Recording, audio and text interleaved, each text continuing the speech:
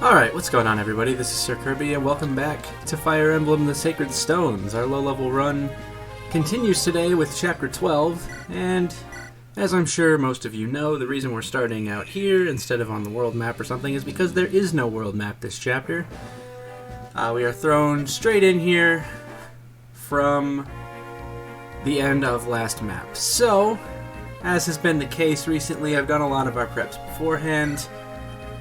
Just with inventory management and stuff. Our 12 units that were allowed this time, we get one more. Larshell, Ross, Cormag, Lute, Artur, Amelia, Vanessa, Tana, Mulder, Colm, Natasha. I could have brought Gilliam or Franz, but I feel like they're better suited on the bench, just because Franz is base speed still. He can't really do much combat related. And then Gilliam has seen his share of action, but he's not really keeping up.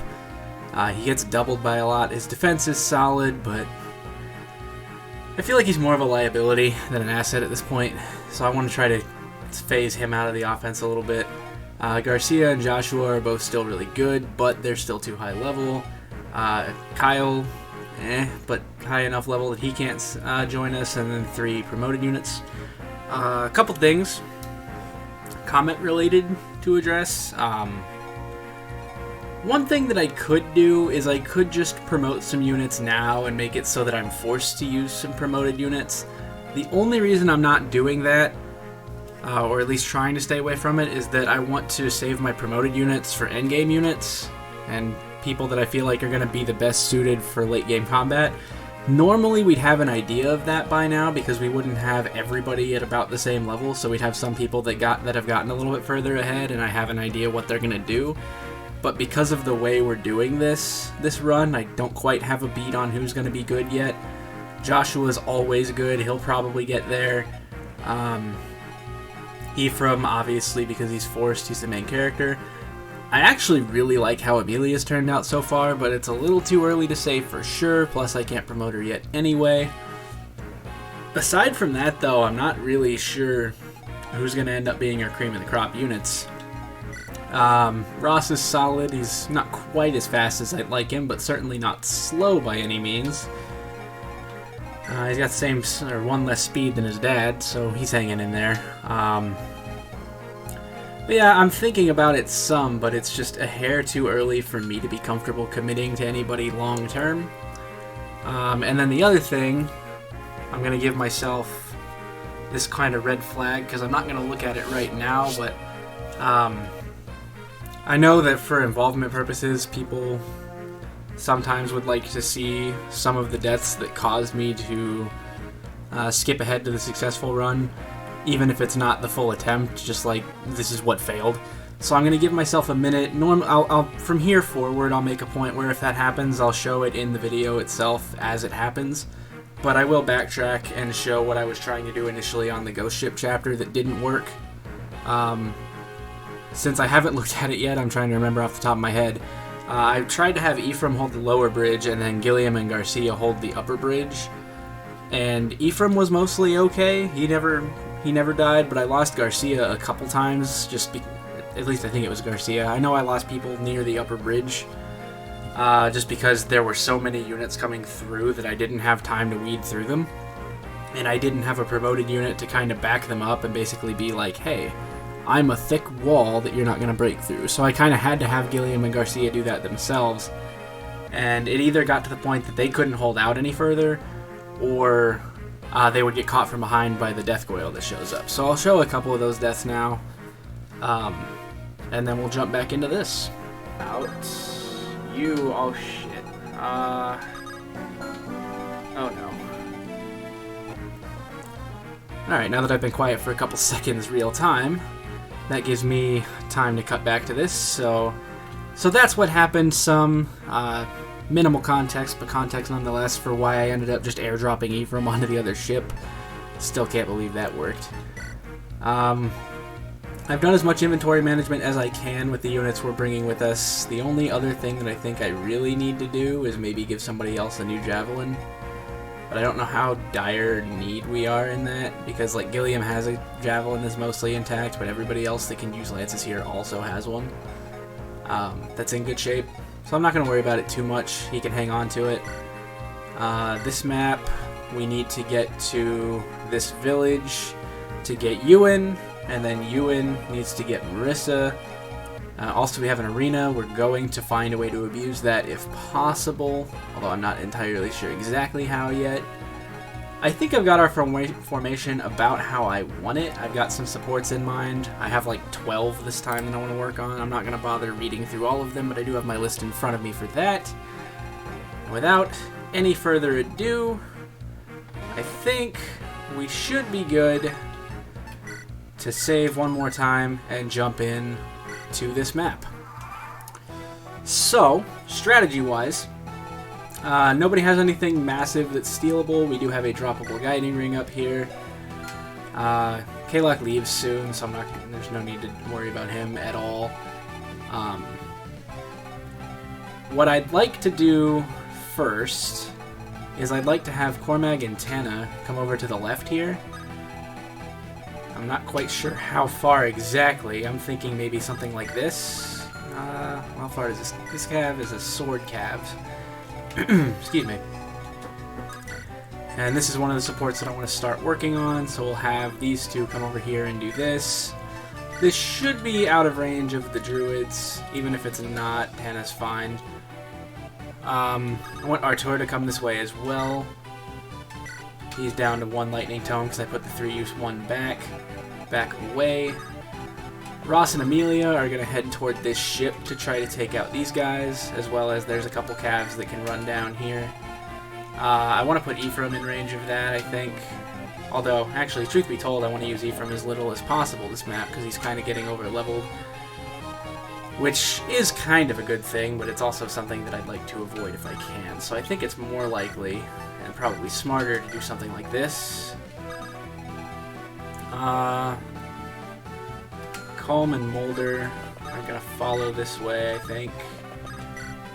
I'll keep Ephraim kind of in the back, because I do want him to get some of that going on as well. But I also want to make sure he doesn't get himself into any trouble as far as getting killed.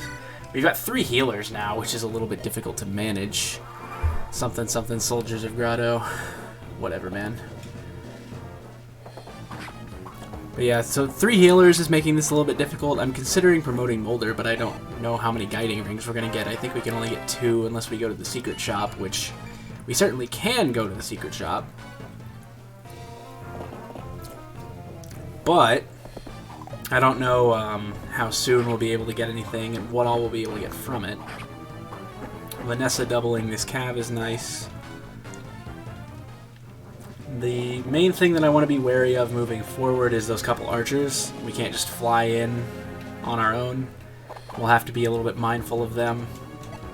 They're not terribly threatening, but it's worth keeping them in mind. And then there's a lot of these shamans as well that we need to worry about. This guy's going to warp in and take Kalok with him. Get some monsters showing up. I forgot about those gargoyles down there. Hopefully we survive this turn. Okay. Hand axe going for somebody that can't counter is alright. These guys are all going to start bum rushing us, which I am not excited about. This guy goes for Calm. Ow. He should double. Nice miss. Way to go there, Colm. Way to make him pay. He could die to a shaman now. Wait, really? Attacking at close range? That's odd. I mean, you're gonna get durability off the javelin anyway. Huh. That's weird. Oh no, Colm's dead. No. So I think we survived this turn now. Ow. Dick. You weren't supposed to be able to hit that. Level for Amelia. Level 6, HP speed. God, she's fast.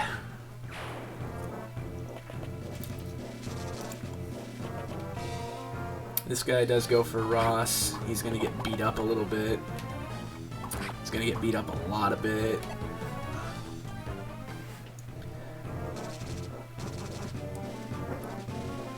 This guy goes for Natasha again, which is, I don't want to say not a problem, but fine. Okay, everybody's getting hit by everything, which is making this harder to plan around.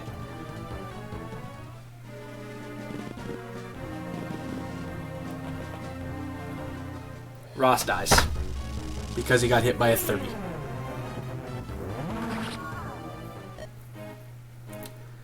If this is how this is going to go, I'm going to get frustrated really fast again. So let's have Ross and Amelia go up top here.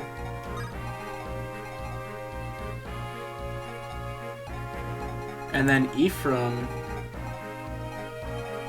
and Colm maybe down here. I can give Ephraim the Axe Reaver.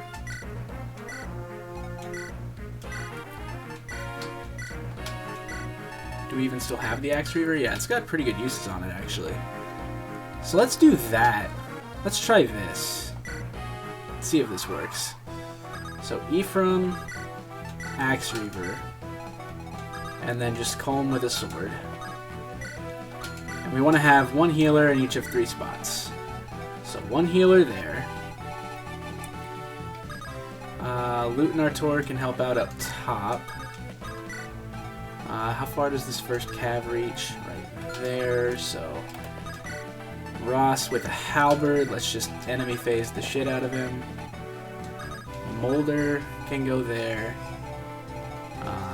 This guy I want to go after Cormag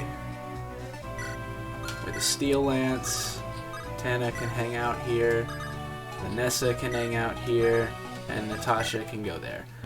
3rd time's the charm.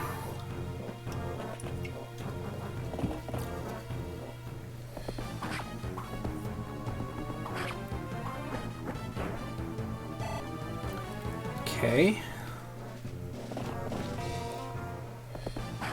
Ross is going to get hit, but he's also just going to one-shot these guys on enemy phase.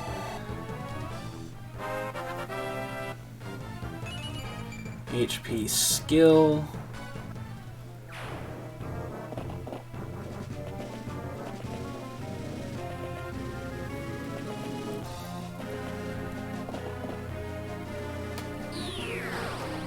Haylock leaves again, more monsters show up. Way more monsters show up.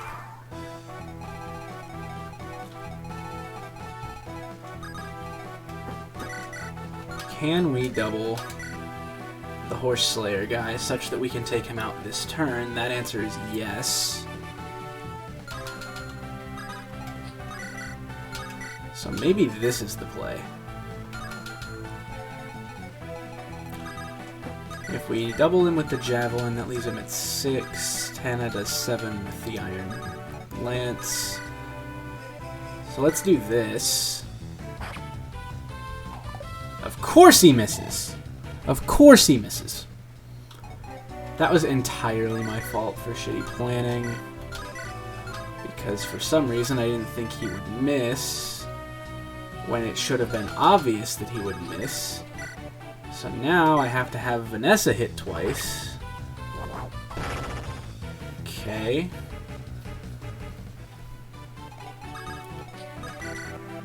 So we could still try to meet these guys kind of halfway. It's a level. This is not going to work again because of that Cormag miss, which sucks. No strength in this army. Hi. These guys, you know what? I'm gonna pull Ephraim back into the ship and see if I can get him attacked. And I'm gonna try to force all of these guys to move in the same direction. That direction being toward Ross. Because he can handle his own for the most part. Maybe if I was going to do this, I should have given him a pure water. So, like, I can pull him back to the space where Mulder is.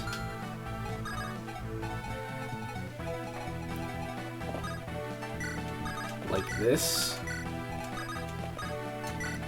He doesn't have a vulnerary. Amelia does. He doesn't need it yet. can do that. Need to make sure Natasha can only get hit once. That is the case. Move her one space over. Yeah, so now all these guys are going to filter into the same spot where Ross currently is. That's a good dodge, so now we're going to survive this turn. I don't know if we'll survive it in a pretty way or not, but we'll survive it. Ow. Artur should be right on the fringe range of that shaman as well. Ow.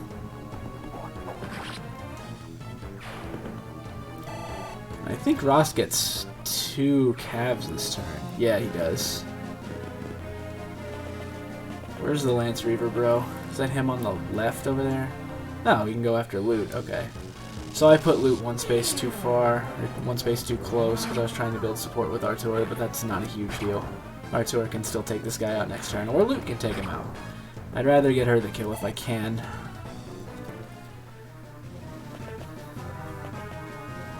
So Ross, oh, this guy's got a javelin, okay. So I'm gonna have to mend Ross, which sucks. But then I can throw Amelia in front.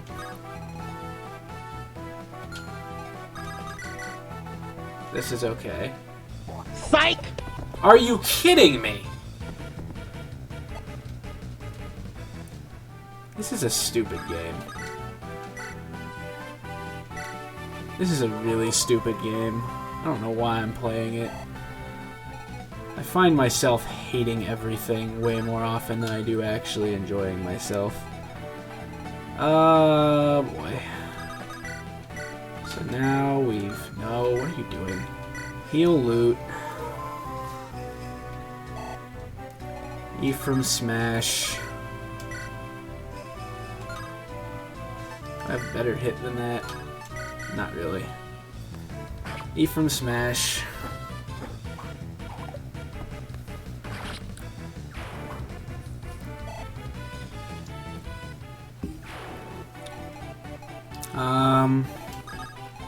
Cormag smash?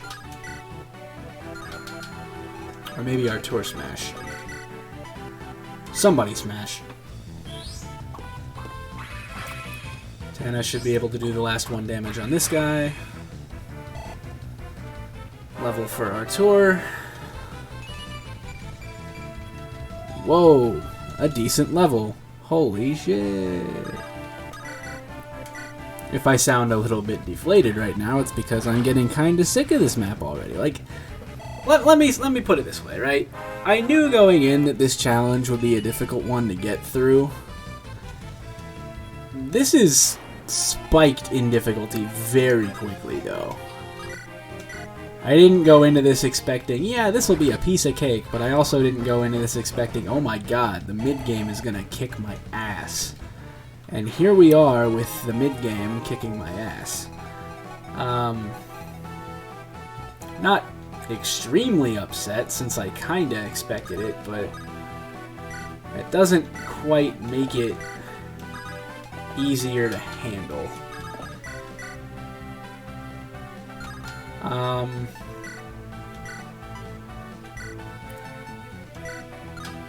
Let's see what we can do about this. No, don't go into the supply. You don't need to. The upside is, if we survive this turn, we can now basically just force our entire army over to the right side of our ship. Like, I think for as bad as the offense has gone so far, our defense is much better set this time than it was last time. That's right, this is a Lunatome, which basically has no chance to hit Ross, and even if it does, won't do much damage. So of course it hits him. But now since he's got the hatchet, he can counter at 1-2 range. So he goes to the Iron Lance, which has better hit, and probably doesn't get him doubled. Whatever. I'm not quite sure how much I'm going to be cutting out of this episode, but I am going to go ahead and call it here. So this has taken more tries than I ever would have wanted, but we're starting to finally make something vaguely resembling progress. which I like. I have an idea of what I want to do. It's just a matter of doing it.